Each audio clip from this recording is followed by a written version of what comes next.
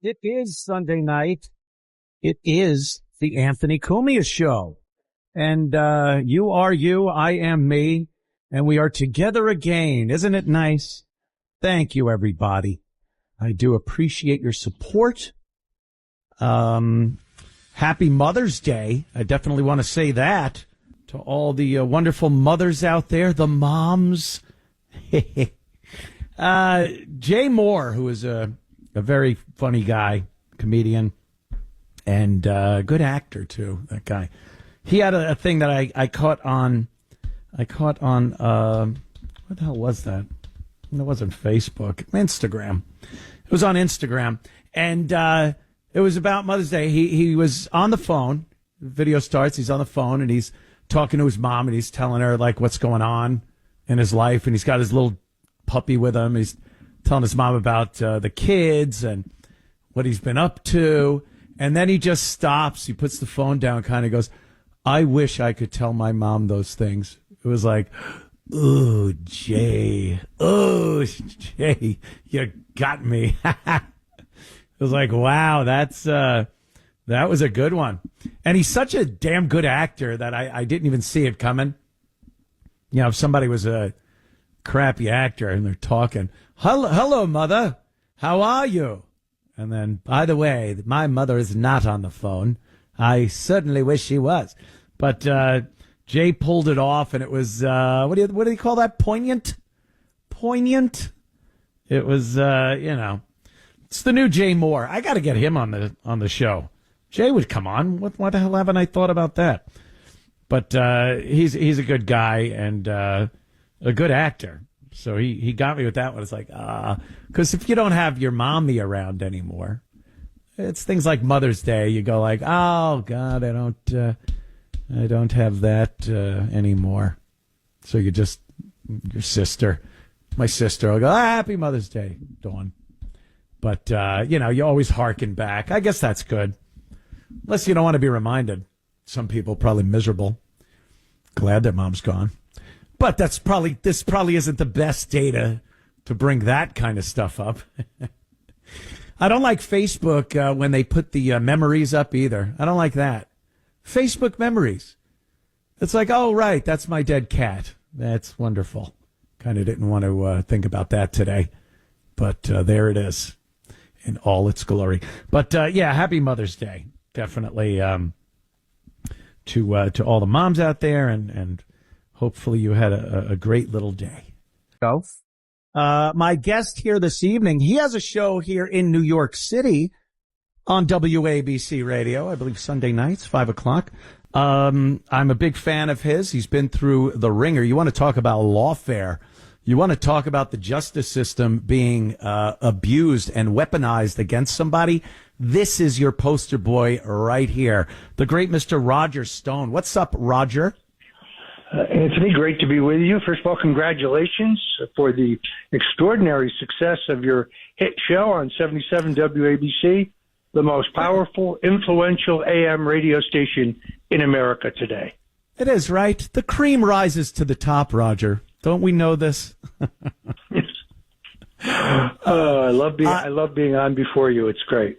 Yeah, you're on before me, and a great lineup of guests, and some real honest talk about what's going on. I mean, you've been through the mill. I can't imagine you're afraid of much more because, you've been through it. That 29 armed agents busting down your door at 6 a.m.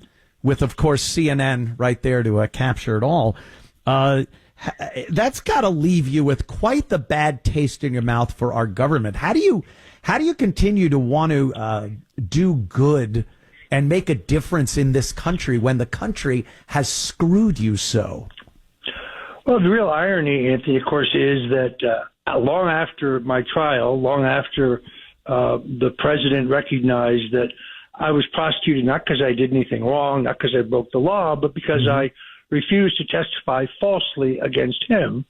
Long after that, the BuzzFeed sued the Department of Justice, forcing them to release Robert Mueller's final, completely unredacted report, in which even he admitted that he'd found no evidence of Russian collusion or WikiLeaks collaboration, any other misdeed on my part. Right. All of that information, by the way, withheld from my defense attorneys at trial.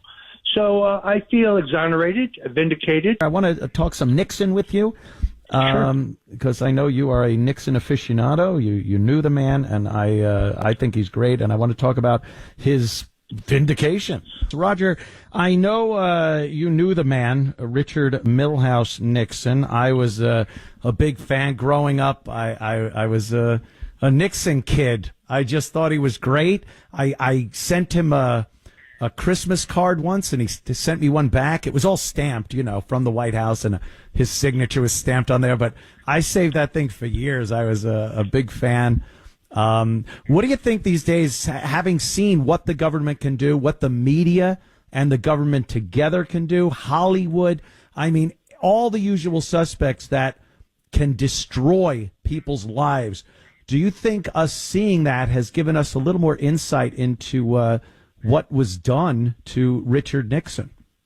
I've discussed this with President Trump, who's asked me several times, so Nixon was a fighter, why did he quit? The answer is quite simple. If the Internet had existed in 1973, 74, Nixon would have survived. The problem here was you had a monolithic media, 3 major broadcast networks, a handful of national news magazines, Time, Newsweek, and a few major newspapers, and that was it. There was no platform with which to counterpunch, no platform with which to put forward the counter narrative. We now know, based on declassified federal documents, the CIA was well aware of the plan to break into the Watergate in advance, that they infiltrated the burglar team, that 4 of the 8 Watergate burglars were still actively on the payroll of the CIA, still reporting to their handlers. Nixon was a grave danger to the deep state. If you look in his biography, if you look in the diary of his chief of staff, Bob Haldeman, he was planning to take power from the CIA. He was going to follow Dwight Eisenhower's advice in regard to the military-industrial complex. So Nixon was preparing to take power away from unelected bureaucrats in our foreign policy apparatus, and therefore he was a grave danger to the deep state. He also knew, quite candidly, who had killed John F. Kennedy. He was a danger from that point of view as well. So they took him out in a silent coup. They didn't assassinate him the way they did Kennedy, or they later would try to assassinate Reagan and Trump. But in retrospect, the real tragedy here is the greatness of his record gets lost in the ashes of Watergate. I mean, he reached a strategic arms limitation with the Russians, which saved his country tens of billions of dollars in defense spending. Right. He brought China in out of the cold at a time that China is a dirt-poor, agrarian society.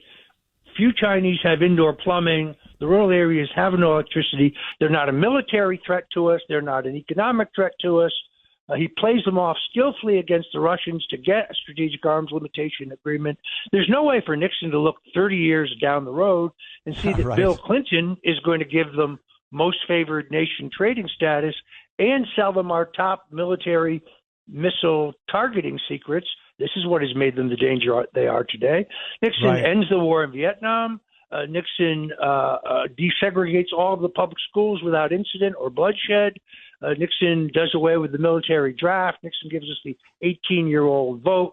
Nixon unilaterally saves Israel from total annihilation in the 1973 Yom Kippur War over the objections of Kissinger, over the objections of the Joint Chiefs of Staff, over the objections of his entire foreign policy apparatus. Yeah, it's I don't think, unfortunately, I think a little too much time went by for people that experienced his presidency to go, wow, boy, that was a big load they dumped all over him. But historically, I think he's coming out looking like a better leader and a better president without the Watergate thing really being the only thing that people remember about him. I think as time goes by, history will treat him more kindly when you simply look at his various accomplishments. He was an extraordinarily capable president, and it is a durable record. Unfortunately, the left just keeps their answer to everything is Watergate. Watergate. Yeah. Roger, thanks so much for coming on, man. I'd love to do your show at some point. I'm a big fan. That would be great. I pay attention to your doings, and I appreciate you popping on, man. You're a good egg.